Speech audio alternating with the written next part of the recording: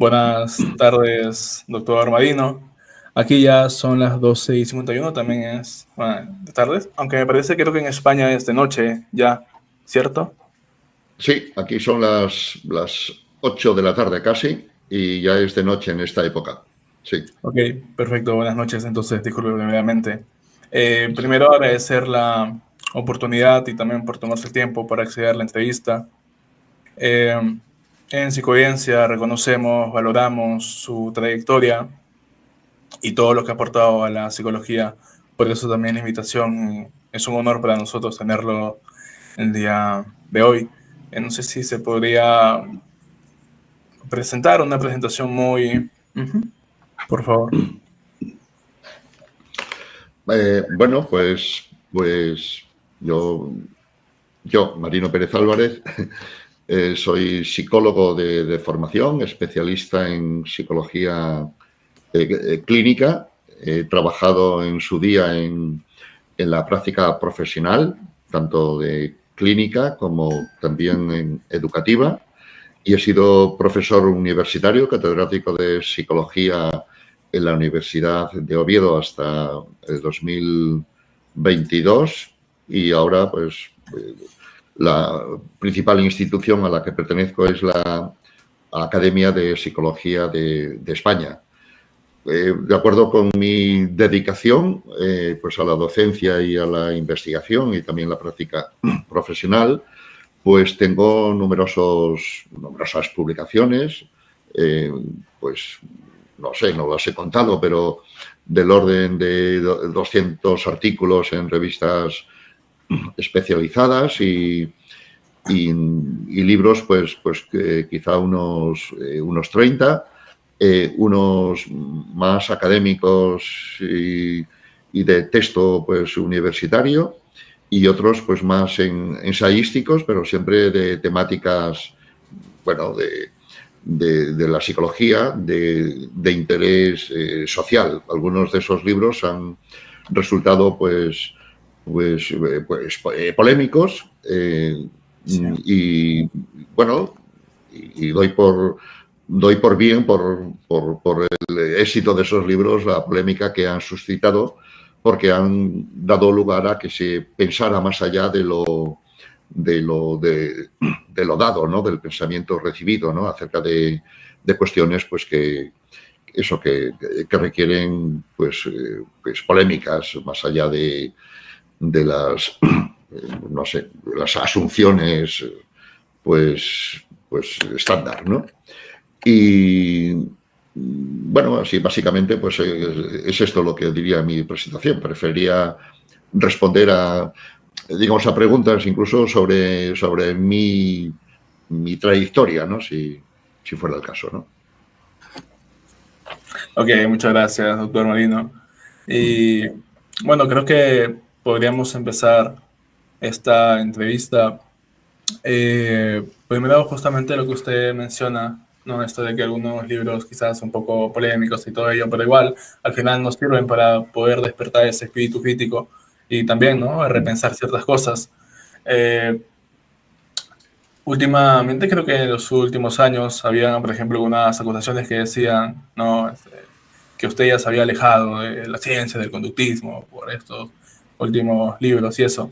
Entonces quería que pudiera responder esa pregunta, ¿no? ¿Marino Pérez es conductista? Bueno, sí, soy conductista y no solo conductista, o no soy un conductista al uso, ¿no? Podría decir, no sé, lo he oído también alguna vez refiriéndose a mí, pues que yo era un conductista sui generis, ¿no? Como también he oído que no era conductista, o sea que, pero bueno, desde luego el conductismo, y en particular el conductismo skinneriano, está digamos, en la base de mi formación como psicólogo. Y desde luego, pues como base de mi formación, siempre pues está presente en cualquier tema que yo aborde, ¿no? En la cantidad de frentes en los que yo me he movido, ¿no? Bien, es cierto que yo no en muchos temas que han resultado, por ejemplo, polémicos, pues yo no me muevo, por decirlo así, dentro de la letra del conductismo, del análisis de la conducta, que por lo demás me resulta muy limitada para temas que van más allá de los que Skinner, digamos, ha estudiado, ¿no?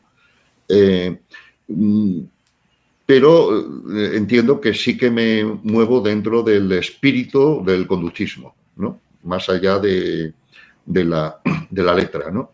Y en ese sentido, pues yo pienso conductistamente sin utilizar los términos técnicos del conductismo, que entiendo que quedan, digamos, cortos, por decirlo así, para abordar, digamos, muchas cuestiones que van más allá, pues, de eso del campo en el que el conductismo se ha movido, como es natural, ¿no? No se ha expandido a todos los ámbitos, ¿no? Y, bueno, aunque en cierta manera, conductistas también lo somos todos sin saberlo, ¿no?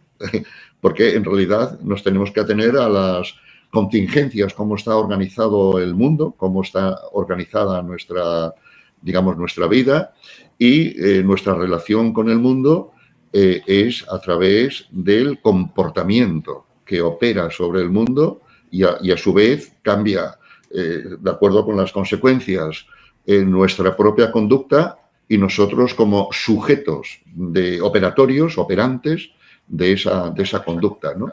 Y desde luego, como no existe la mente como algo interior, pues la gente que se declara mentalista o que habla, tranquilamente acerca de la mente y del mundo interior como un lugar y como una entidad que fuera o existiera por sí misma, pues no sabe ni lo que dice, ¿no? Entonces, en ese sentido, todo el mundo sería conductista porque vive, en un mundo, el término mundo, pues es quizá mejor que decir ambiente, por los seres humanos, pues no tenemos ambiente, por decirlo así, o nuestro ambiente es el mundo histórico, el mundo de la vida, y nos movemos en unas y otras, y siempre algunas circunstancias, ¿no? Y yo utilizo muy a menudo, por ejemplo, pues términos de Ortega y Gasset, ¿no? Como este mismo que acabo de utilizar, de circunstancias, ¿no? Que, por cierto, me parece que era un término que le rondaba a Skinner en su día, antes de adoptar el que finalmente adoptó de contingencias, ¿no? El término circunstancia también funciona en inglés, y desde luego pues es un término del lenguaje ordinario español, pero que Ortega elevó a categoría filosófica, tomado también de Uescul, ¿no? De un biólogo ecologista pues alemán, ¿no? Que era para entender, en este caso, la evolución y el mundo de cada animal de acuerdo a su circunstancia, diría Ortega, ¿no? Así que entonces, cuando hablo de esos términos que no son skinnerianos, no dejo de estar dentro del espíritu del conductismo, que creo yo que es más importante que propiamente la letra, ¿no? Ok, muchas gracias por la respuesta. Y ahora quería hacer una pregunta que quizás va ya a empezar y ir yendo con el tema. Es con respecto a, bueno, son dos preguntas que van de la mano, de hecho. Primero, y es también sinónimo de debate, ¿la psicología es una ciencia? Sí, no. Y la segunda pregunta es que en el caso de que lo sea, ¿es una ciencia natural o es una ciencia social? Bueno, aquí, bueno, no sé si si tengo que responder de forma cerrada sí, ¿no? Pues no sé, tendría que dejar muchas cosas sin matizar que podrían ser malentendidos, ¿no? Habría que distinguir muchas cosas pues para responder a esta pregunta. Entre otras, es que no existe la ciencia, sino lo que existen son las ciencias, ¿no? Entonces, cuando se habla de la ciencia es una forma hipostasiada, metafísica, de hablar. Y lo que existen son las ciencias. Y dentro de las ciencias hay varios tipos de ciencias, ¿no? Entonces, hay ciencias formales, como las matemáticas y la lógica y la geometría, que, por cierto, la geometría de Euclides pues, fue probablemente la primer ciencia más sistemática que ha existido, ¿no? Y esas ciencias formales pues no son, por decirlo así, empíricas y experimentales, como sugiere el término ciencias y de forma común, ¿no? Luego están las ciencias naturales, que han surgido pues a partir del siglo XVII, pues en Europa, etcétera. Por referencia de las ciencias naturales, pues están la física, digamos, la biología, digamos, la química, la geología. Dentro de la biología, pues habría que distinguir la biología molecular, que es bien distinta y al mismo tiempo entrelazadas y dependientes unas de otras, por ejemplo, de la biología evolutiva. Luego están las ciencias humanas o las ciencias sociales, que surgen a finales del siglo XIX, pues entre ellas la sociología, la psicología, pues aquí habría que recordar a Bohm, etcétera, la economía, la estadística, ¿no? La estadística surge también a finales del siglo XIX como una ciencia del Estado, que ya lo sugiere el nombre, estadística, la ciencia del Estado, que el Estado necesita para su burocracia y la administración. Y luego estarían pues también las ciencias históricas, ¿no? La ciencia que tiene como objeto la historia, ¿no? La historia, pues digamos la historia. Y así. Entonces, no podemos hablar de ciencias sino de ciencias. Y dentro de las ciencias hay que distinguir tipos de ciencias.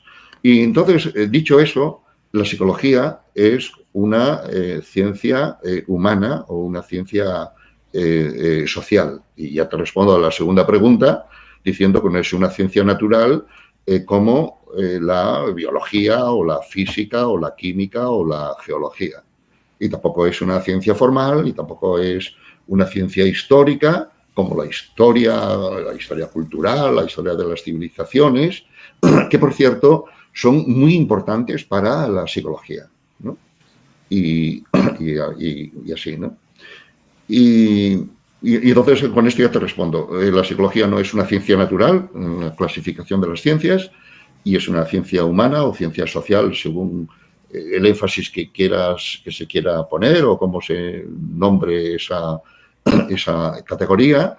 Y dentro de eso, pues la psicología es una ciencia también entre medias de otras ciencias, ¿no? O entre medias de los campos que estudian otras ciencias, ¿no? Entre medias, por ejemplo, de la biología de los organismos, ¿no? Y entre medias de la historia cultural, ¿no? Entonces esa es, ¿no? Si tomamos a Bohm, Wilhelm Bohm como referente, bueno, pues históricamente es el referente fundador de la psicología experimental, pues en Bohm encontramos dos Bohm, ¿no? El Bohm del laboratorio, que trató de hacer de la psicología, de estudiar los fenómenos psicológicos, pues una ciencia experimental, en fin, con todo el rigor del laboratorio, ¿no? Pero al mismo tiempo Bohm es el autor de la psicología de los pueblos, ¿no? Que es a lo que más se dedicó Bohm, con una cantidad de libros en fin, voluminosos, ¿no? De cantidad de volúmenes de esta temática, y que el propio Boom consideraba más importante para la psicología que los estudios experimentales, ¿no? Boom estaba observando cómo la tradición de la psicología, que él inició, estaba sobre todo centrada en los estudios de laboratorio, las reacciones, los tiempos de reacción, la psicología experimental, pues clásica, esa que nos estudia o que presenta pues Boring, ¿no? El libro de Boring, ¿no? Y Boom ya veía que la psicología estaba desenfocada cuando ponía todo el énfasis en los estudios de laboratorio en lugar de estudiar la psicología de los pueblos, que es la historia, que es lo que llamaría Pinillo psicohistoria, o que es lo que llamaríamos historia cultural o historia de los pueblos, ¿no? Que, por cierto, esa psicología cultural o esa psicología de los pueblos que estudia Boom es intransitable hoy día. Es una psicología son estudios muy áridos y con una terminología muy arcaica que es muy difícil que podamos transitar. Pero queda la idea de los dos Boom, y de acuerdo con el propio Boom, la psicología, digamos, tendría que enfatizar más la psicología de los pueblos, psicología cultural, histórico-cultural, que la del laboratorio, ¿no? Que, por cierto, también hay dos Skinner. Hay el Skinner de la caja de Skinner y el Skinner de la ciencia y la conducta humana, ¿no? Y Skinner, a partir de 1942, en ese artículo que es rompedor, digamos, por la aportación novedosa que supone, y rompedor de su propia, digamos, trayectoria, análisis operacional de los términos psicológicos, pues ahí lo que hace Skinner es entender la conducta humana, digamos, el lenguaje, y a lo que se dedicó toda su vida y la inmensa mayoría de todos sus libros, son libros hermenéuticos, libros interpretativos del comportamiento humano en los contextos naturales, de acuerdo con las instituciones, ¿no? Cualquiera que eche una ojeada a Ciencia y Conducta Humana verá, hay capítulos de religión, de instituciones, la psicoterapia, el gobierno, etcétera, etcétera, ¿no? Entonces Skinner está mucho más allá de la caja de Skinner y de la constricción de los términos, digamos, técnicos experimentales del análisis de la conducta. Y entonces yo estoy del lado de la psicología de los pueblos de Boom y del lado de Skinner por esta, digamos, hermenéutica conductual de la conducta humana. Este video está auspiciado por nadie. Así que suscríbete, dale like, comparte. Realmente apoyas muchísimo haciendo eso. Dicho esto, puedes seguir con el video. Ok, muchas gracias por la respuesta. Y bueno, recordando un poco esto, lo que mencionó con respecto a los dos Skinner y todo ello, ¿no? Tengo entendido que usted también ha sido, o bueno, es un estudioso de Skinner. Recuerdo que hace poco tuvimos a la doctora Frochan acá en Perú, ¿no? Y le hicieron la pregunta de, no sé, si tuviese la oportunidad de conversar con Freud y Skinner, ¿no? ¿Qué cosas le preguntaría? Me gustaría también hacerle esa pregunta a usted porque se me hace muy interesante. Y también que menciona, ¿no? Que la doctora Frochan mencionó, yo estoy de acuerdo con Marino en todo, pero hay un punto de divergencia y es que usted sostiene de que Skinner admiraba o era un seguidor teórico al menos, ¿no? De Freud, y para Frochan mencionaba que no. Me gustaría también que pudiera... Ajá. Sí. Bueno, pues nada, sí, me parece bien la pregunta porque da pie a muchas cosas y las voy también a resumir, ¿no? Bueno, yo creo que Freud y y Skinner, bueno, en uno de los estudios más sólidos que hay sobre los psicólogos más eminentes del siglo XXI, pues como es conocido, pues figuran estos tres autores, ¿no? Y creo que por este orden, de acuerdo a los criterios o parámetros de ese estudio, ¿no? Skinner, Freud y Piaget, ¿no? Y que son tres autores, pues bueno, efectivamente, no en vano, los más eminentes del siglo XX y ciertamente pues bien distintos por los enfoques, por los campos en los que se movieron, ¿no? Así que Freud y Skinner están, por decirlo así, juntados como dos eminencias de la psicología del siglo XX, ¿no? Muy a menudo, entre los conductistas, pues hay una tradición de repudio a todo lo que tenga que ver con el psicoanálisis y, por supuesto, pues encabezado por Freud, ¿no? Por Freud, ¿no? Freud sería, pues, el contraejemplo, ¿no? de ciencia, de científico, de lo que hay que saber o lo que hay que estudiar, ¿no? Y entonces, bueno, pues es muy propio de los conductistas. Yo no sé si también en mis primeros tiempos, cuando me estudié pues, psicología en la Universidad de Madrid, pues allí también estaba polarizado, pues también el profesorado, en fin, las dos grandes vertientes, ¿no? La skinneriana conductista y la, digamos, freudiana, ¿no? Y yo creo que entonces era yo beligerante también contra Freud y todo el psicoanálisis en nombre también del conductismo, ¿no? Y bueno, yo también he participado de esa línea, ¿no? Y desde luego quien ha hecho en particular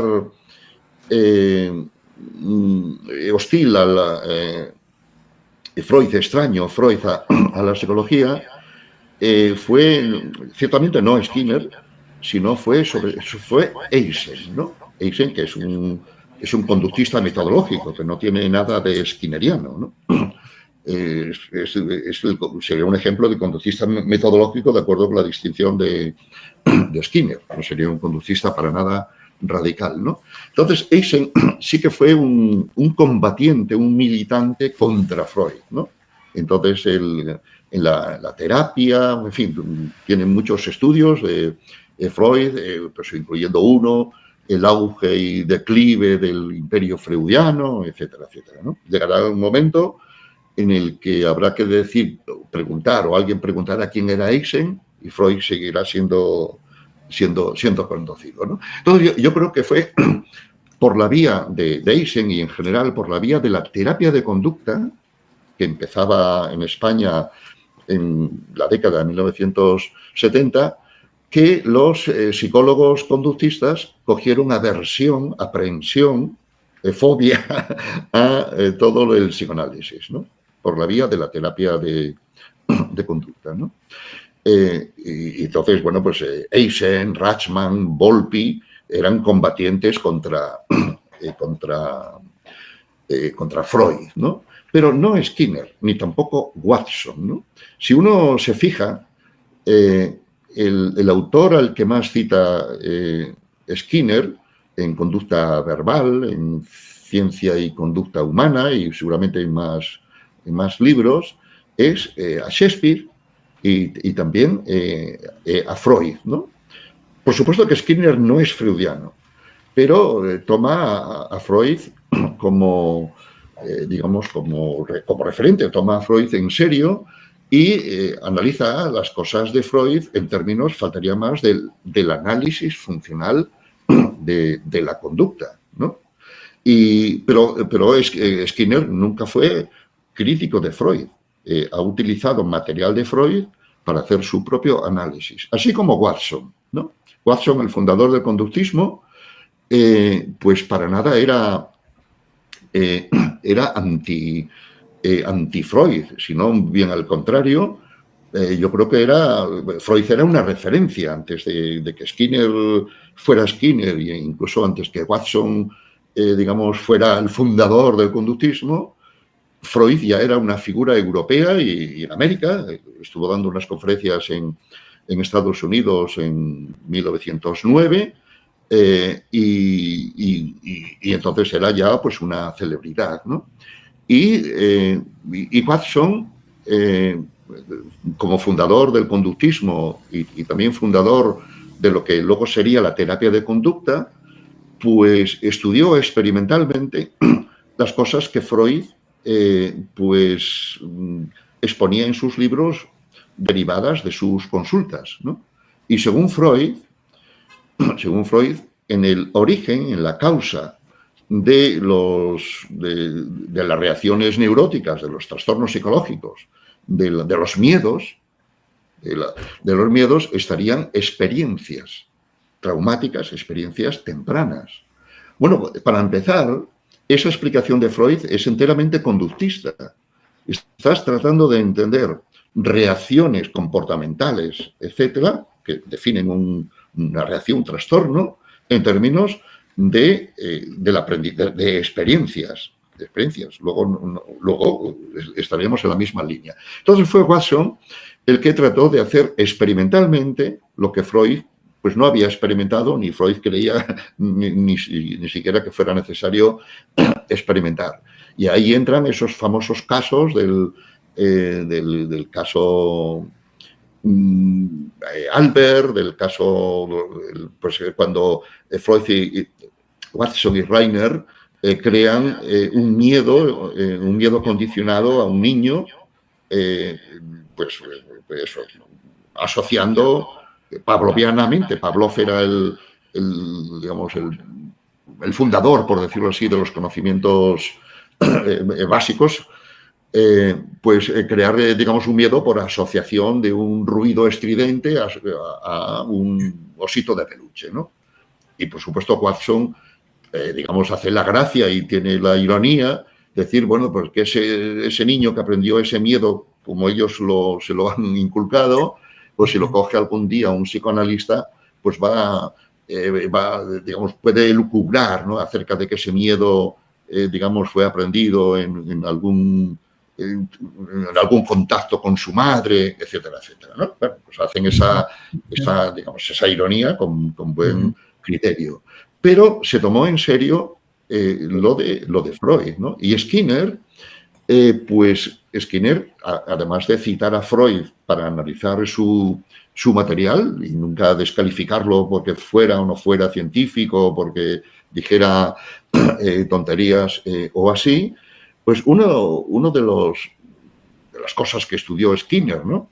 Que encontró un serendipity, ¿no? Que él encontró en su laboratorio un día, un domingo, ¿no? Que fue por allí a ver, bueno, pues un aparato que se le estropeó, que daba un sonido blanco, un sonido monótono, pues se centró en estudiar ese fenómeno,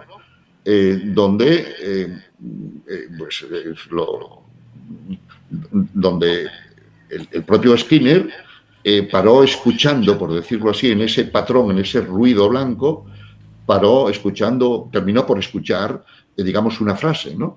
Es lo que podríamos, el sumador verbal. Entonces Skinner estudió el sumador verbal, ¿no? Que es un test proyectivo, es el primer test proyectivo auditivo, no visual, ¿no? Y ese es un tema freudiano, que seguramente Skinner estaba al tanto e interesado en la perspectiva psicodinámica a través de Murray, que era compañero suyo en Harvard y era amigo personal. Skinner se refiere en su autobiografía acerca de la amistad personal que tenía con Murray, ¿no? Murray era un autor que estaba desarrollando entonces pues test proyectivos, los famosos test de Murray, y Skinner estudió un tema, si queremos decirlo así, freudiano. el sumador verbal, que hoy día se utiliza en psiquiatría, digamos también ya con etcétera, ¿no? Así que entonces con esto quiero decir que Skinner no solo no criticó frontalmente como lo hizo Eysenck a Freud, sino que se tomó a Freud, digamos, en serio y, por supuesto, sin ser para nada freudiano, ¿no? Y aquí voy a contar muy rápidamente, pues, mi caso, ¿no? Yo cuando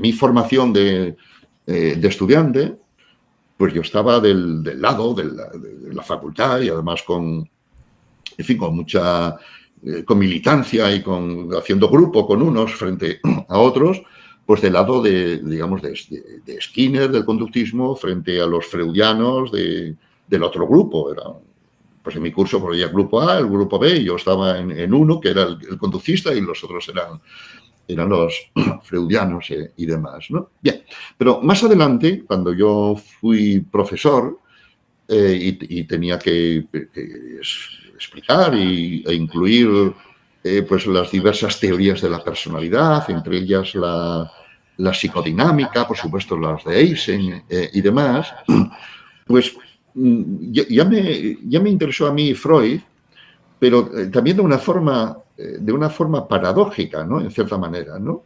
Me interesó a mí Freud no tanto para ver qué tenía yo que aprender de Freud, que me faltara, no tanto por ser yo seguidor de Freud, ¿no? Sino por tratar de entender cómo es que Freud, que no es científico, que es anticientífico, que está, digamos, proscrito del marco, por decirlo así, supuestamente más científico de la psicología, como es que tiene tanta influencia, como es el que es más conocido que ninguno otro. O sea, ¿cómo es que Freud, sin ser científico, digamos, tenía más éxito, o tiene más presencia, o tiene más relevancia que ninguno de los otros psicólogos científicos que no son conocidos más que en su gremio, ¿no? Entonces yo lo que hice es aplicar un esquema skinneriano, sin utilizar tampoco los términos de Skinner, ¿no? Lo que hice fue tratar de entender el éxito, la figura de Freud, ¿no? Cómo Freud llegó a ser el referente de la psicología en Viena a finales del siglo XIX, principios del XX.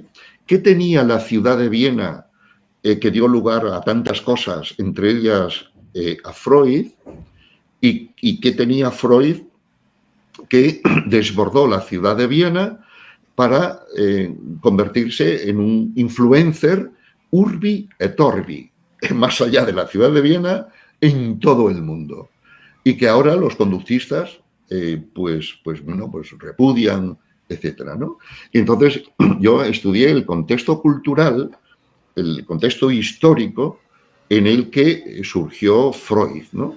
Y eso me llevó a un libro, ¿no? El segundo libro que escribió, no sé qué número, hace uno de los primeros libros, en todo caso publicado en 1992, si recuerdo bien, un libro que se titula Ciudad, Individuo y Psicología, ¿no? Y entonces es un esquema que podríamos entenderlo en cierta manera en términos skinnerianos, ¿no? La ciudad sería el contexto, digamos, más amplio que da lugar al surgimiento del individuo moderno, siglo XVI-XVII, de cuya ciudad y de cuyo desarrollo del individualismo en la ciudad de Viena surgen un tipo de problemas particulares relacionados con la intimidad, con la subjetividad, que son los que trabajó, los que estudió Freud, y que a la hora de estudiarlos Freud les dio un toque freudiano. Y entonces esos temas necesitaban un Freud, por decirlo así, y Freud fue el que les dio un toque freudiano, ¿no?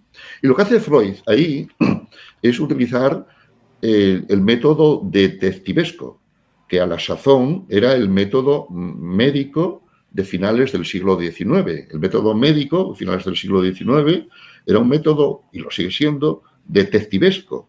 Tratar de partir de los síntomas, que es lo que tienes aquí a la vista, deducir la enfermedad, las causas que están más allá de lo dado aquí y que pueden ser muy complejas y tienes entonces que ir dilucidando, ¿no? Ese es el método indiciario, ¿no? que analiza muy bien Sherlock Holmes, ¿no? Holmes, como el inventor de Holmes, era a su vez médico. Y el método médico de los indicios lo utilizó como método del detective Sherlock Holmes, ¿no? Para, de unas cenizas que quedaron allí tras un delito, llegar a descubrir pues el delincuente. Y ese método lo utiliza Freud. Freud utiliza el método médico, el método indiciario, el método detectivesco, de a partir de los síntomas actuales, ver las causas originarias, que no están a la vista y que están pues muy escondidas, muy alejadas, ¿no? del propio, de lo que nos pueda decir el propio paciente, ¿no? Y entonces, bueno, y el subtítulo de ese libro es Freud, detective privado, ¿no? Entonces yo he tratado de entender a Freud en su contexto, en la historia del individuo, la ciudad del individuo. No existe la psicología sino en una ciudad, no existe la psicología sino, o los problemas psicológicos o la psicología como una disciplina, sino en la ciudad moderna, en relación con los individuos y luego los problemas particulares que tienen los individuos, como fue el caso de la ciudad de Viena. Y luego cómo Freud, estudiando eso, influyó en la ciudad de Viena, en sus pacientes y en todo el mundo, ¿no? Esa es la... Así que yo, en cierta manera, he tratado de entender a Freud valiéndome de un esquema skinneriano sin utilizar la letra de Skinner, estudiando el mundo, el ambiente, la ciudad, digamos, la caja histórico-cultural dentro de lo que opera Freud. Así que Freud, en cierta manera, trata de explicar todo y no se explica a sí mismo. Y yo traté de explicar a Freud, por decirlo así. Pero yo, cuando estaba haciendo eso, no sé cuántas veces cito a Skinner, no recuerdo si siquiera lo cito, pero mi pensamiento, mi lógica para entender a Freud era la lógica de partir del ambiente, del mundo, de la caja de Skinner que nos envuelve, por decirlo así, para entender pues las producciones, los comportamientos, lo que hacía, en este caso, Freud, ¿no? Esa es un poco la... Así que yo creo que digamos que Skinner no es un crítico de Freud, sino que ha tomado a Freud, digamos, en serio, y desde luego Skinner no es freudiano. Pero sí estoy seguro, por utilizar términos muy del día de hoy, que digamos que, no sé, pues sí diría yo que es fan, ¿no? que sea fan de Freud, pero sí lo tomó en serio y no fue crítico. El que fue crítico fue Eysen. Y lo que sí es cierto es que todos los conductistas, creo que menos yo, todos los conductistas tienen, digamos, a Freud como referente. Y muchos conductistas de estos, no Frohán, pero otros más que no voy a nombrar, digamos, critican, por ejemplo, a Freud siendo ellos mismos decimonónicos, ¿no? Critican a Freud desde una especie de racionalismo, mecanicismo del siglo XIX, decimonónico, digamos, anterior incluso a Freud, ¿no?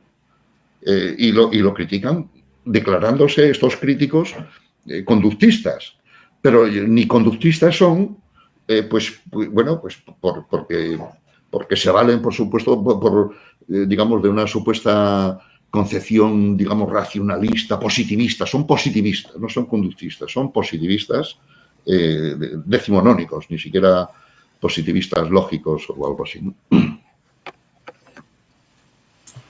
Ok. Gracias por explayarse. La respuesta ha sido necesario, como usted mencionó, y gracias por eso. Sí. Sí. Me interesa haber dicho esto, vamos, o en fin, y a partir de ahí pues puedes tú sonsacarme lo que quieras, ¿no? ¿Qué le preguntaría yo a Freud? Bueno, pues aparte de infinitas cosas, si se pudiera, digamos, hacer eso,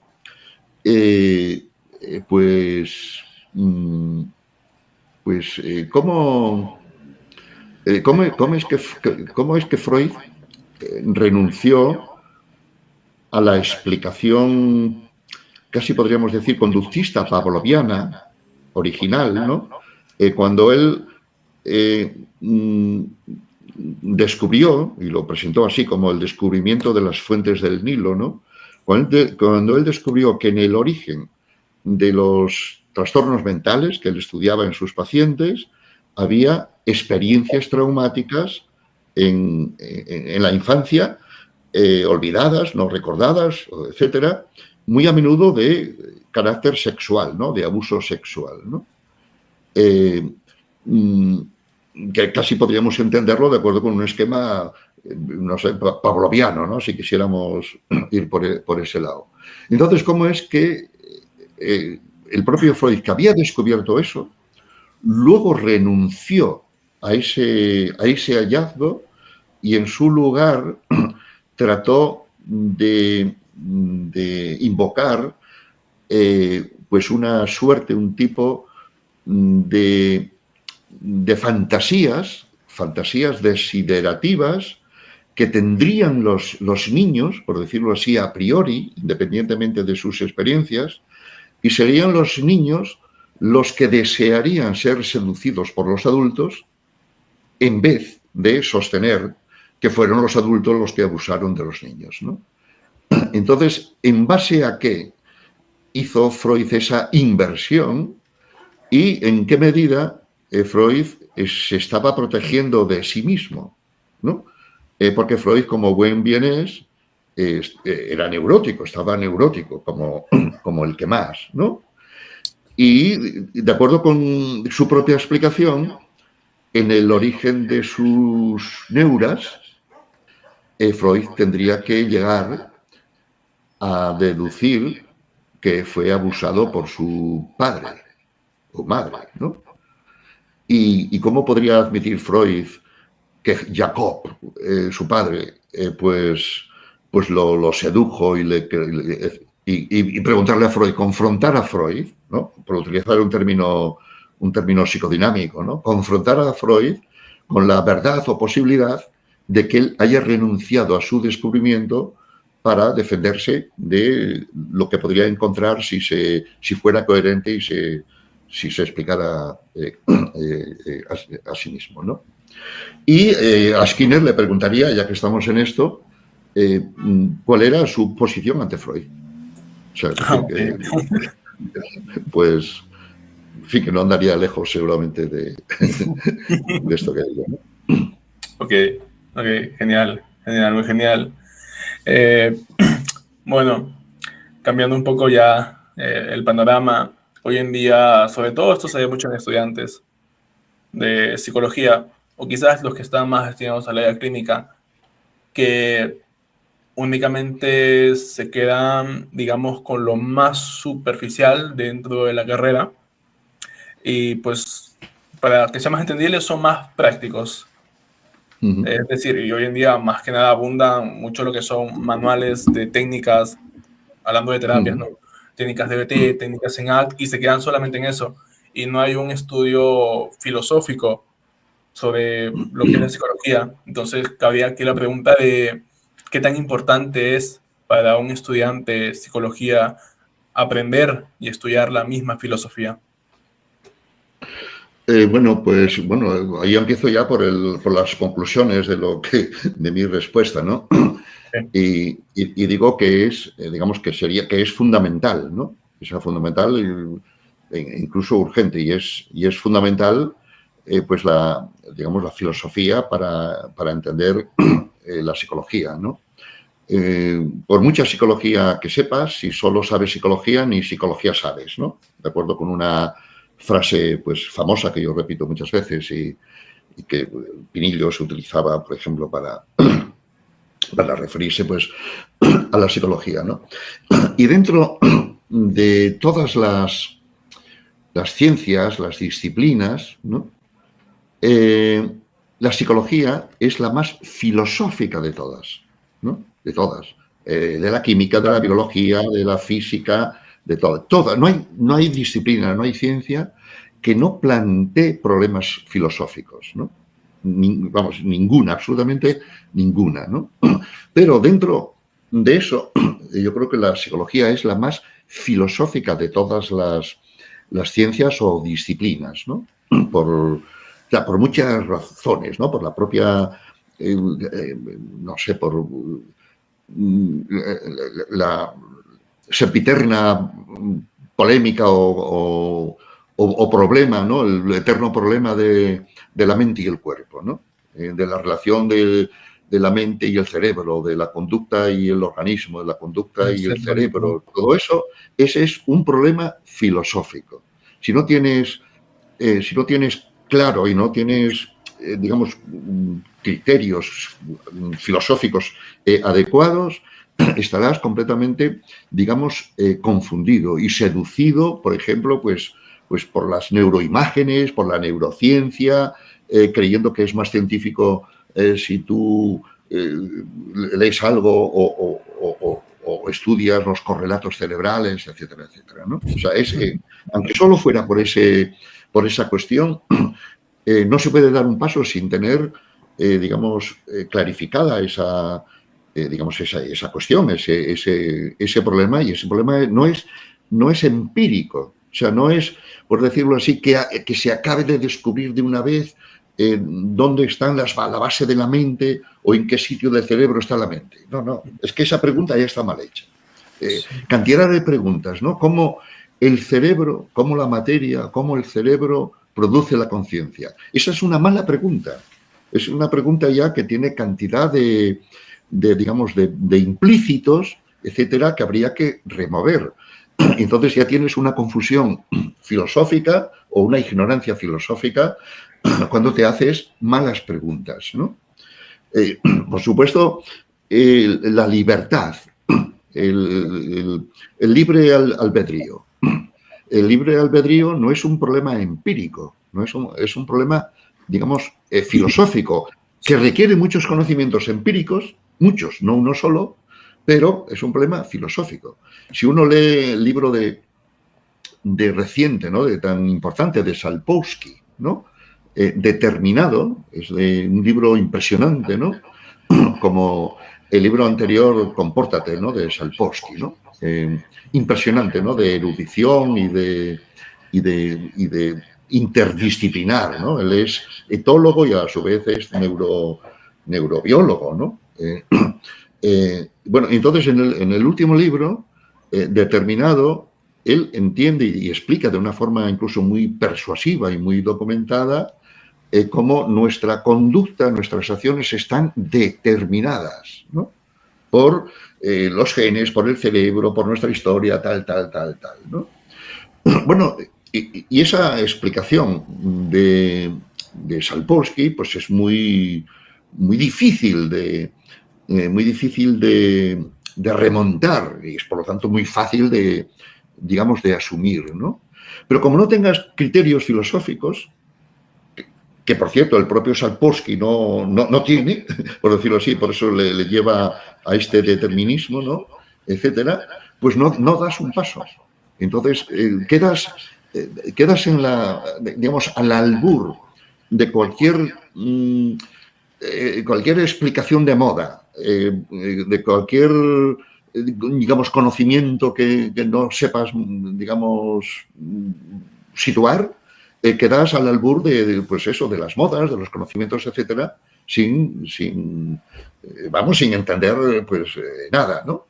¿Qué es un problema psicológico? O sea, para entender qué es un problema psicológico, un trastorno psicológico, un trastorno mental, esa es una cuestión también filosófica, no es empírica. O sea, no depende de que alguien haga un experimento o no depende de que se descubra en el cerebro, por Dios, y ya estarías prejuicioso, ¿no? Si estuvieras buscando ahí. Entonces, es un problema, es un problema filosófico, el saber que acerca de la libertad, acerca de qué es un trastorno mental o qué es la normalidad, o sea, digamos cualquier de estas, ¿no? La psicología es una ciencia o no es una ciencia. Eso es una cuestión filosófica. Es una cuestión de filosofía de la ciencia, que a su vez una filosofía de la ciencia depende de una ontología, depende de una epistemología, depende de una ética que siempre están implicadas, ¿no? Entonces, todas estas cosas que les interesan a los psicólogos, a los que estudian psicología, todas son, digamos, de fondo filosófico. O sea, que tienes que tener conocimientos filosóficos y, claro, y dentro de la filosofía habría mucho que distinguir, porque también hay mala filosofía y filosofía, pues mejor que otra.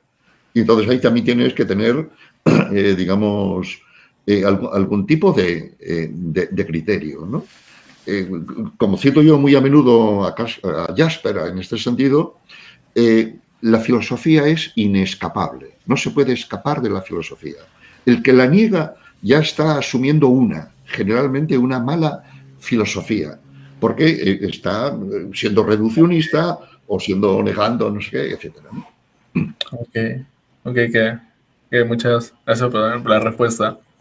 En ese que estaba comentando todo eso, ¿no? Que al final todo, todo implica una filosofía.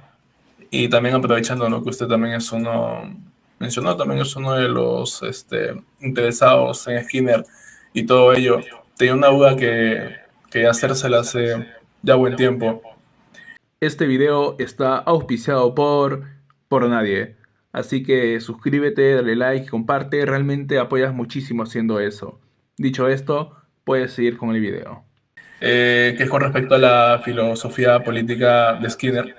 Algunos, bueno, inicialmente se decía que Skinner pertenecía más, digamos, reduciéndolo, no es correcto, pero vamos a reducirlo en izquierda-derecha, por términos prácticos, que pertenecía más a la derecha, pero luego los estudios que lo veían más como una izquierda, incluso más progresista y todo ello. Ya recientemente el doctor William Montgomery, que es acá de Perú, hizo un estudio con respecto a una conciliación entre liberalismo y conductismo, el conductismo más de Skinner. Entonces, ¿cuál sería el espectro político de Skinner? Y también, si se puede, el de usted, ¿no? Sí, digamos, en esos esquemas, ¿no? Que siempre son, digamos, muy, muy estrechos, ¿no? Para políticos, sea derecha, izquierda o lo que sea, pues yo creo que Skinner podríamos verlo más como un autor, como constructor de una psicología que podría, como fue visto en su día, ¿no? Verse en una perspectiva materialista, marxista, ¿no? Marxista, en la medida en que Skinner trata de explicar el comportamiento por las condiciones ambientales, ¿no? Por las condiciones ambientales, ¿no?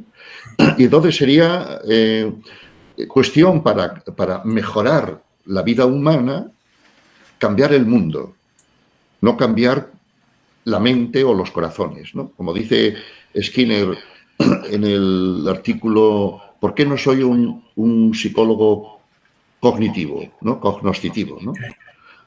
Dice Skinner, porque estoy interesado en cambiar el mundo y no cambiar el corazón o las mentes de la gente, ¿no? Entonces, toda una perspectiva que trate de centrarse en cambiar, y se entiende, mejorar, digamos, el mundo para cambiar el comportamiento de la gente, pues habría que verlo en una perspectiva, digamos, marxista, digamos, de izquierda, digamos, social, y no justamente lo contrario. Ese artículo, que creo que es de 1978, que Skinner se pregunta y contesta él mismo, ¿no? Porque no soy un psicólogo cognoscitivo, pues dice que por eso, ¿no? Y ese artículo, en esa época, es cuando estaba empezando la psicología cognitiva, el procesamiento de información como el nuevo paradigma que venía de Estados Unidos, estaba llegando a todo el mundo, a España, la famosa revolución cognitiva, y es a partir de ahí, de 1980 en adelante y sin cesar nunca, que la psicología, digamos, se hizo cognitivista, se hizo mentalista, donde ahora explica todos los problemas desde dentro, desde la mente, desde el procesamiento de información, desde disfunciones dentro del individuo. Luego vino la neurociencia, que acabó por individualizar, centrar dentro del individuo y naturalizar, ligar al cerebro los comportamientos, los problemas psicológicos, dejando el mundo de lado, ¿no? Salvando, por decirlo así, el mundo con todas sus contradicciones, injusticias. Luego vino, ya desde el año 2000, vino la nefasta psicología positiva, que es un tipo de ideología, digamos, hecha a medida del neoliberalismo que imperaba en los años de 1990 y sigue. Entonces, a partir de esa fecha del artículo de Skinner en adelante hasta nuestros días, pues la psicología se ha convertido en psicología mentalista, interiorista,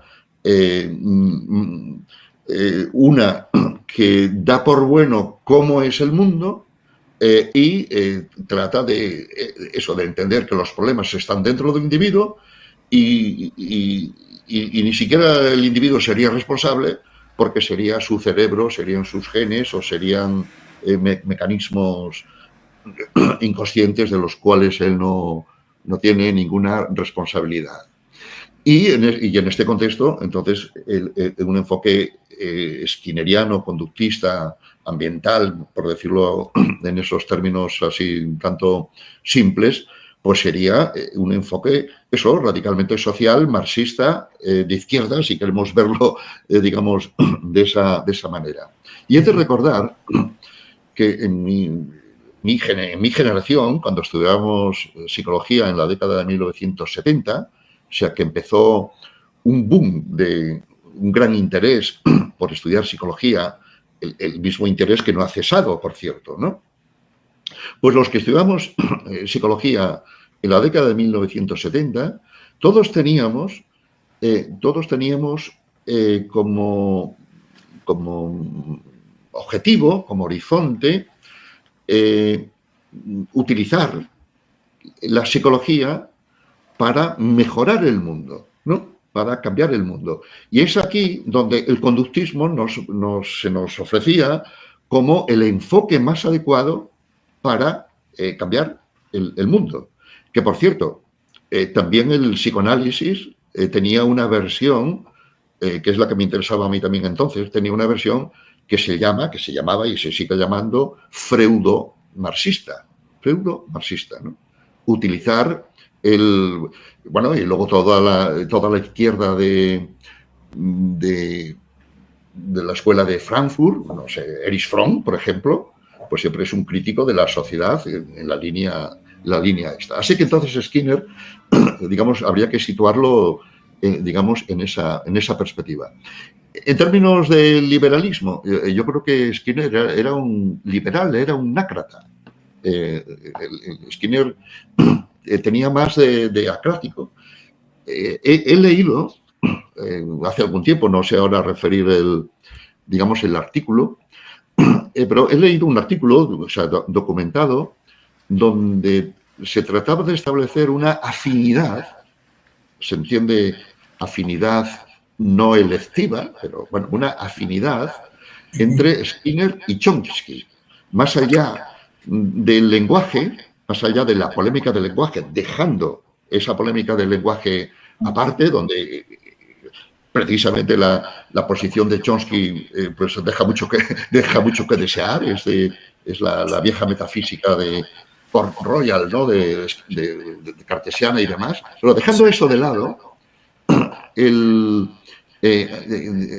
ambos, el autor mostraba, digamos, un parecido por este lado acrático que todavía Chomsky mantiene, digamos, como un referente también de la izquierda y con su mérito, ¿no? Dentro de la izquierda esta universitaria americana, ¿no?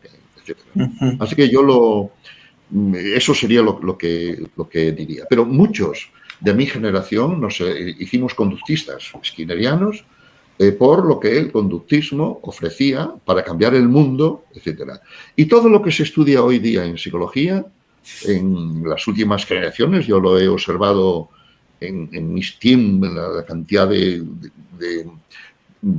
generaciones de estudiantes que han pasado, y pues todos los que ahora estudian psicología no es por las razones por las que estudiamos psicología nosotros entonces, sino, pues no sé, digamos, por la moda, por el emocionalismo, por los sentimientos, por todo esto de la autoestima, todos los problemas psicológicos, entenderse a sí mismo, etcétera, ¿no? Por toda una problemática que los que se interesan, los estudiantes de psicología y sus propios profesores, ni siquiera saben analizar, ¿no?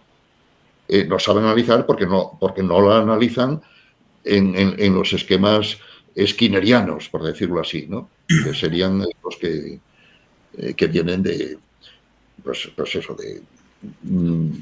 de cómo el mundo está organizado, ¿no? Ok. Y bueno, ahora tenemos más claro, ¿no? ¿Cuál es el espectro político al que pertenecía Skinner? Digamos que usted también iría por la misma línea. ¿O...? Sí, yo entiendo, no sé, cualquier problema psicológico que, digamos, que forma parte de mi preocupación, ¿no? Pues está el entenderlo de acuerdo con el ambiente, con las contingencias de reforzamiento, cómo está organizado el mundo. Puede que no utilice yo los esquemas skinnerianos porque no los entendería más que 4. O sea, que si yo empiezo a hablar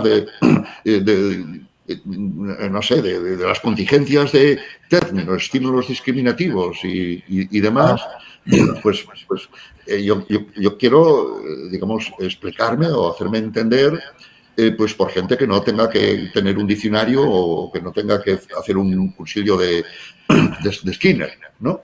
Pero, digamos, mi pensamiento es, digamos, es en este sentido, digamos, tratar de entender incluso los fenómenos, incluso no, principalmente, los fenómenos psicológicos más íntimos, más subjetivistas, estos que se presentan y alguien hasta vive como auto-originarios, como surgidos desde dentro, etcétera, entenderlos desde fuera.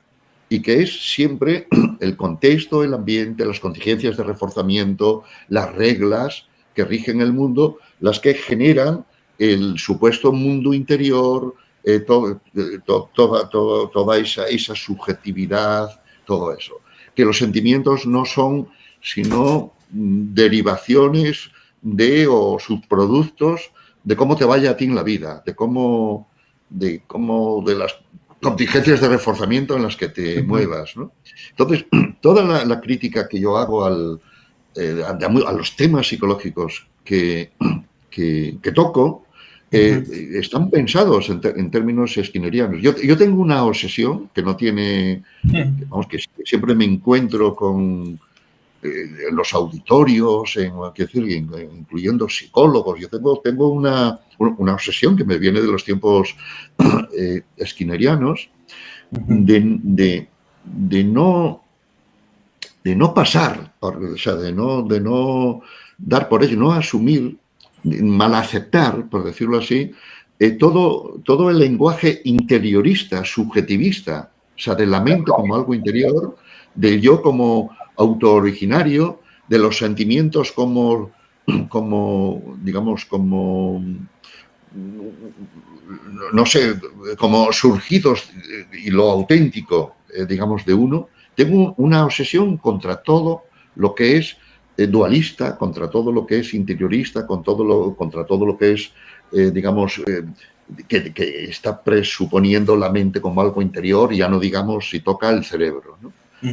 Entonces, yo creo que esta obsesión, por decirlo así, me viene de la explicación, digamos, conductista, que en mi caso no solo se conforma con explicar el comportamiento de acuerdo a las contingencias del ambiente, de acuerdo al contexto, en fin, entendido también de una forma compleja y demás, sino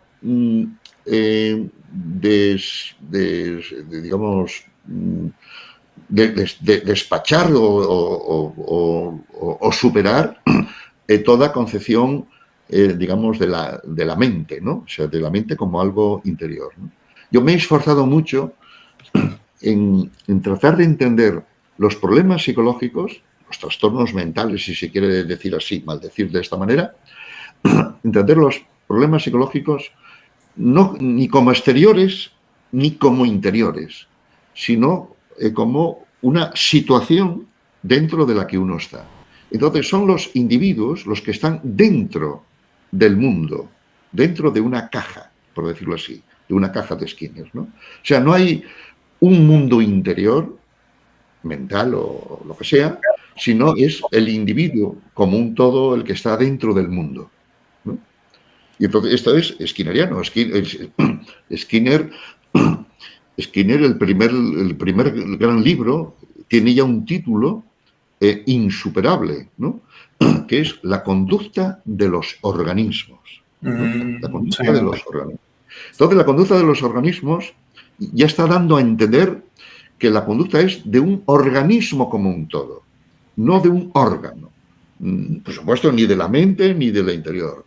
Del organismo como un todo, es un enfoque holista, aunque el término no le gustara a Skinner y tenga muchas derivadas, etc.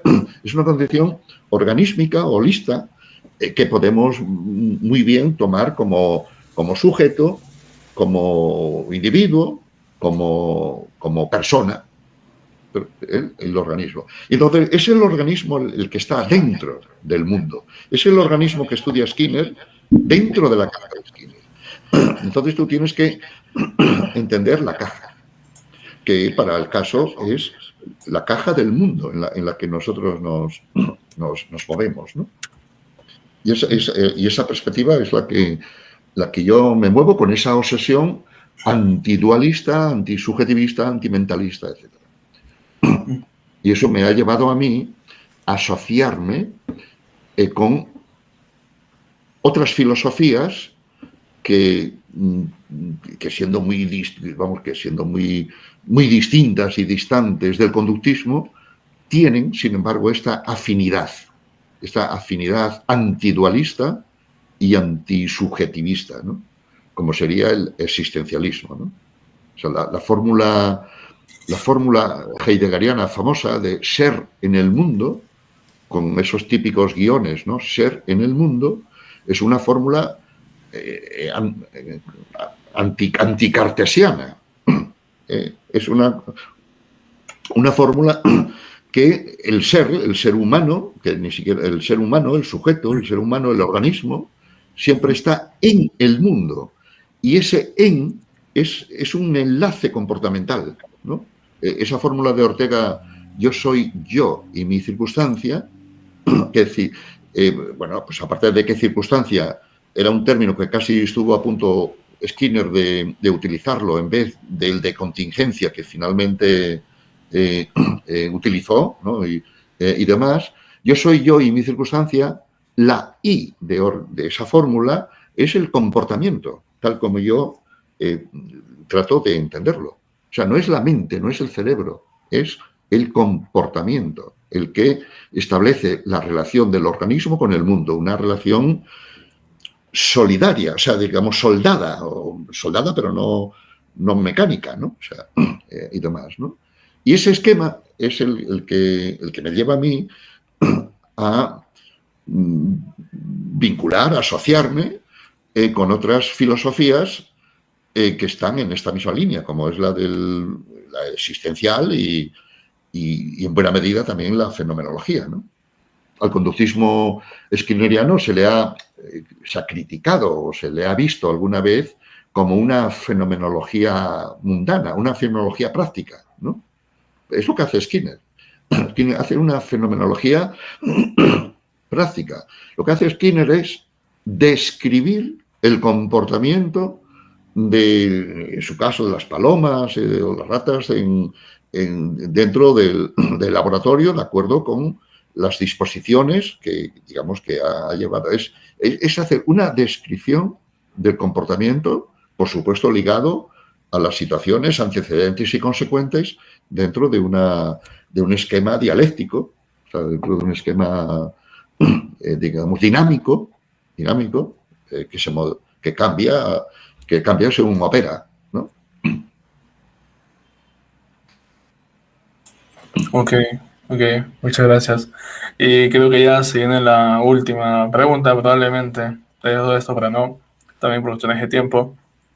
Y es, bueno, con respecto a, creo que es una pregunta que está implícitamente dos, pero actualmente no solamente hay conductismo, tenemos unos enfoques distintos como la psicodinámica, Gestalt, que ahora ha vuelto a resurgir, el enfoque cognitivo como tal, etcétera. ¿Es posible, quizás, o viable en un futuro, o quizás ahora, es posible, ya sé más o menos cuál es su respuesta, pero igual, unificar todo esto en uno solo? Y aparte, el conductismo, si es que es la única forma de hacer ciencia también. Pues, pues no, yo no, vamos, yo para nada creo, no veo que en un futuro ni siquiera lejano, digamos, pueda, digamos, unificarse la psicología, ¿no? En un marco, ¿no? Pues se entiende, bueno, pues que fuera, digamos, científico y suficientemente, pues amplio, al mismo tiempo que no fuera reduccionista y que no fuera... No, ciertamente yo no lo veo así. El éxito de la psicología, el éxito social de la psicología, se basa precisamente en esta, digamos, en esta pluralidad, pero yo creo que es una pluralidad, digamos, silvestre, ¿no?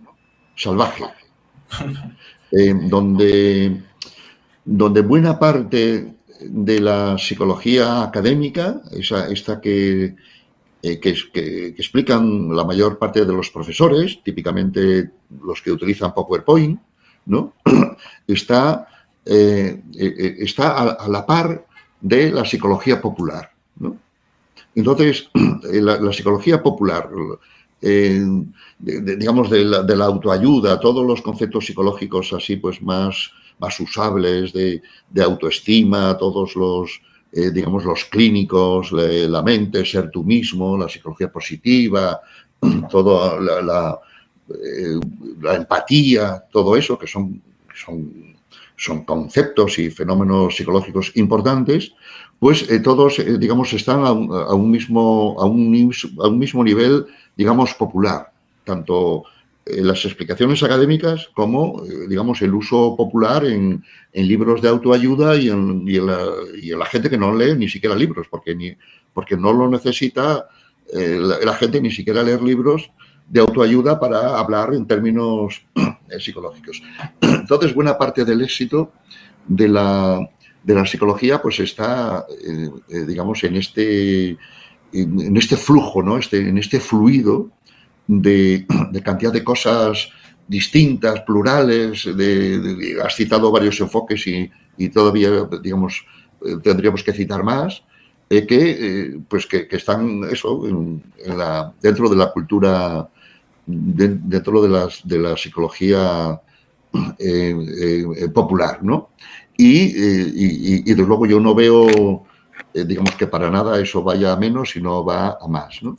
Hay un artículo y un título que ya no sé si viene en el título, igual no viene en el título, pero hay unos términos que utiliza un eminente psicólogo español, Mariano Yela, que fue profesor mío y de todos los de mi generación, pues es un artículo, yo creo que de 1990 o por ahí, ¿no? Cuando se estaba planteando esto a nivel internacional, ¿no? La unidad y desunidad de la psicología, ¿no? Un psicólogo conductista, Arthur Stats, ¿no? El del conductismo social y demás, pues estaba preocupado por esta pluralidad. 1990, ¿no? O sea, quiero decir que estos 30 años posteriores todo ha ido a peor, o sea, todo ha ido a más, ¿no? Con ocasión de publicaciones internacionales, pues Yela publicó un artículo que titula algo así como la unidad y desunidad de la psicología, ¿no? Y allí Yela, hace 30 años, caracteriza la psicología con estos tres términos, ¿no? A ver si lo recuerdo, digamos, exactamente, ¿no? La psicología exitosa, boyante, que no es el término que utiliza, la psicología, vamos a decir boyante, ¿no? O sea, exitosa, pero no es el término que utiliza Yela. Este video está auspiciado por nadie. Así que suscríbete, dale like, comparte, realmente apoyas muchísimo haciendo eso. Dicho esto, puedes seguir con el video. La psicología es boyante, es frustrante y es desunida, ¿no? Y estos tres términos caracterizan tanto mejor la psicología de hoy, ¿no? Es exitosa la psicología porque cada vez tiene casi, si quieres, más éxito, ¿no? Crecen las facultades de psicología, la cantidad de estudiantes que quieren estudiar psicología siempre va, digamos, a más, digamos, máster. La psicología está en todos los ámbitos, deporte, organización. Estamos hablando de crisis de salud mental, se necesitan cada vez más psicólogos, etcétera, etcétera. Tiene un éxito social, vamos, impresionante, que es para estudiarlo, como, vamos, yo lo tengo en parte estudiado también, ¿no? Para efectos skinnerianos, ¿no? ¿Cuáles son las contingencias del ambiente que promueven, digamos, la psicología, ¿no? Así con tanto éxito. Es frustrante, dice Yela también, porque luego la psicología puede ser muy rigurosa estudiando temas o problemas triviales, ¿no? Que se pueden controlar en un laboratorio, tiempos de reacción y todos las ratas de Skinner, estudiando programas de reforzamiento. Bueno, pues puedes establecer un control experimental impresionante con todas las curvas y demás, ¿no? Pero estás estudiando un tema pues muy trivial, que es el comportamiento de la rata en el laboratorio, que ni siquiera se generaliza la rata en la de alcantarilla. O sea, sí. Y es desunida, que efectivamente hay cada vez más, digamos, enfoques psicológicos, que a su vez, etcétera, etcétera, ¿no? Y este es el panorama en el que estamos. Que, por cierto, necesitaría a lo mejor de un análisis, pues, digamos, por supuesto, de cuáles son las condiciones histórico-culturales. Yo he tratado de analizarlas. O sea, en el individuo, en el último libro, la psicología, perdón, el individuo flotante, la muchedumbre solitaria en tiempos de las redes sociales, pues ahí trato de entender justamente el surgimiento del individuo en el siglo XVI cómo ese individuo se desarrolló dentro de una sociedad que promueve el individualismo y cómo ese individualismo se ha convertido en subjetivista y narcisista y cómo las redes sociales contribuyen a este individuo individualista, subjetivista, narcisista y demás, ¿no? Entonces, eso es lo que se necesita analizar para entender digamos, este éxito de la psicología. Como la psicología ciertamente es una disciplina muy complicada y es muy rigurosa, estudiando cosas triviales, y ese rigor desaparece. De hecho, no es posible cuando se tengan que estudiar fenómenos más complejos, ¿no? Y aquí yo creo que no cabe más, casi lo mejor que se puede hacer, en realidad es lo que hizo Skinner, ¿no? Hay dos Skinner, ¿no? El de la caja de Skinner, el del control del laboratorio, y el Skinner hermeneuta, el Skinner que hace interpretación conductual, inspirada en la caja de Skinner, del comportamiento humano en los contextos naturales. Y habría que considerar algo que Skinner llama, en Ciencia y Conducta Humana, y supongo que en algún libro más, lo que él llama experimentos naturales, ¿no? Experimentos naturales se refiere a cambios históricos no programados, que producen cambios comportamentales y cambios, etcétera, ¿no? Y entonces los experimentos, por decirlo así, que no se pueden hacer por la cantidad de variables que están implicadas en todos los fenómenos psicológicos, es necesario saber observarlos en los cambios culturales, en las circunstancias de la vida. Entonces, si ahí tienes un enfoque skinneriano, pues puedes hacer una hermenéutica atinada. ¿Qué es lo que hizo Skinner? Skinner, sin saberlo y sin siquiera estar de acuerdo si lo oyera el apelativo de fenomenólogo, ¿no? De hermeneuta, es exactamente lo que hizo. Y Skinner lo considera en muchos libros que lo que más le interesa ahora mismo, dice Skinner, sobre el conductismo, por ejemplo, es hacer una interpretación skinneriana, faltaría más, del comportamiento en los contextos naturales. Y entonces yo creo que el skinneriano hoy día no va muy lejos, no va muy lejos si se aferra, por decirlo así, a la caja de Skinner. O sea, estudiar esto que ya está súper estudiado, sin perjuicio de que siempre falte algo, ¿no? El mejor skinneriano sería el que interpreta al mundo los contextos naturales de acuerdo con esta perspectiva y no una perspectiva mentalista, dualista, etcétera, etcétera, ¿no? Okay. Y luego aquí está, para terminar, una gran paradoja, ¿no? Sí.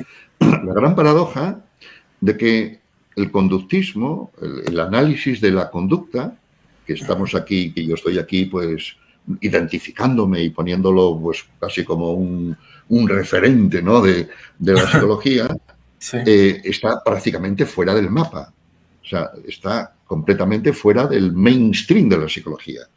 O sea, el análisis de la conducta es un reducto de minorías. O sea, no está completamente fuera digamos, del mainstream de la psicología, ¿no? Y, sin embargo, lo que estoy diciendo es que el conductismo puede ser que dentro de todas las psicologías el que mejor explique el panorama de la psicología. Y aquí la gran paradoja.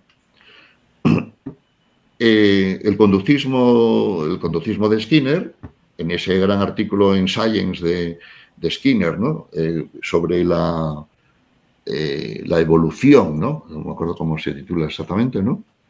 Donde distingue tres niveles, digamos, de evolución, ¿no? La evolución biológica, darwiniana, ¿no? La selección por las consecuencias, ¿no? La selección por las consecuencias en tres escalas, ¿no? La escala evolutiva, evolucionista, la escala ontogenética, del desarrollo del individuo, y la escala cultural, ¿no? Entendida también la escala cultural como digamos, es como otro nivel de selección por las consecuencias. Bueno, entonces aquí la gran paradoja, supuesto que Skinner esté dando una buena explicación de todo eso, resulta que la cultura, la sociedad esta, cómo se organizan los estudios de psicología, nuestra sociedad, que explicaríamos en términos skinnerianos, no selecciona la psicología conductista como una de las mejores y no la va a seleccionar ni para dentro de 10 ni de 30 años como la unificación de la psicología. Esta es la gran paradoja, que el conductismo explica la cultura por la selección, por las consecuencias, pero la cultura no selecciona el conductismo como la psicología que digamos, más interesante. Y se necesitaría hoy día, para terminar, ¿no? Hacer una antropología de nuestro tiempo tipo Marvin Harris, ¿no? O sea, Marvin Harris es el famoso antropólogo que estudió los enigmas de la cultura, ¿no? De vacas, cerdos, brujas Bueno, Marvin Harris explica enigmas de la cultura analizando el contexto, la cultura, la ecología, de manera que explica por qué los musulmanes les tiene más cuenta pues tener prohibido la carne de cerdo, o como los hindúes pues les tiene más cuenta venerar, adorar a la vaca que comerla. ¿No? Bueno, pues la antropología, ese materialismo cultural, ¿no? de Marvin Harris, pues es una aplicación de Skinner a la cultura. Marvin Harris fue estudiante de Skinner y yo creo que llevó digamos, a sus estudios culturales pues esa perspectiva, ¿no? Y se necesitaría también hacer hoy día una antropología tipo Marvin Harris, es decir, una antropología de inspiración skinneriana para entender este mundo tan poco skinneriano. Ok, ¿qué tal? Buena, demasiada información valiosa, la verdad. La verdad que sí. No, parece incluso una pregunta muy cerrada, pero da para hablar y estoy seguro de que tienen muchísimo más que decir sobre esto. Sí, seguro. Ok. Sí, está bien. Quería agradecerle. Bueno, pues nada, si quieres hacer alguna última pregunta, pues estaríamos a tiempo, si fuera el caso. Ok. Bueno, creo que de momento estamos bien todavía. O sea, en realidad usted sabe, no se podría hacer muchísimas preguntas más sobre el tema. Sí. Infinidades. Sí. Y nunca acabaríamos. Y bueno, quería agradecerle por su tiempo, por la disposición también para responder. Estoy seguro que cuando muchas personas vean esta entrevista que le hemos hecho, va a ser muy fructífero también para ellos, para su formación. Y lo que usted mencionó, ¿no? Al menos con esa intención de que quizás muchos estudiantes puedan interesarles también, empezar a leer todo lo que usted mencionó, que es muy necesario, ¿no? Me parece de urgencia porque, bueno, actualmente, al menos en nuestra universidad, que es San Marcos de Perú, se ve mucha esta deficiencia con respecto a saber los aspectos teóricos, porque caemos más en la practicidad. Y bueno, ahora con todo lo que usted mencionó, nos queda más que necesario. Me quedo con esa frase que me quedo con muchas frases en realidad de esta entrevista, ¿no? Una de ellas es que la psicología es de las ciencias más filosóficas que existe, si es que no es la más, y que saber filosofía para ser buenos psicólogos es fundamental y urgente. Sí, está bien. Muchas gracias. Me gustaría, antes de cerrar ya con la sesión, si es que le podría mandar un saludo al grupo Psicoevidencia de parte de usted, y si quiere agregar un mensajito final, genial. Sí, pues nada, para mí ha sido un placer responder a estas interesantes preguntas que, como dice Italo, pues no son todas las que podrían hacerse, ni las respuestas que he dado sería lo único que yo podría decir, pero ha sido para mí, digamos, un placer y espero pues que al hilo de lo que hemos hablado, pues pueda servir para, bueno, pues sea para pensar más allá de lo dado y para, digamos, valorar el interés de la filosofía para la psicología, teniendo en cuenta que ni siquiera toda la filosofía sería la que pudiera, digamos, pudiera interesar, ¿no? Dentro de la filosofía, pues también hay que, digamos, establecer coordenadas de algún tipo, ¿no? Así que, entonces, pues nada, mis cordiales saludos para el grupo Psicoevidencia y espero que puedan, pues, no sé, pues sacarle provecho a lo que hemos hablado, y yo quedo a disposición de quien sea por si quiere dirigirse a mí de otra manera, por correo electrónico, por ejemplo, para cualquier complementación, aclaración o lo que fuera. Así que encantado de haber estado aquí y saludos desde España. Muchas gracias, doctor. No le quitamos más tiempo. Vale, muy bien.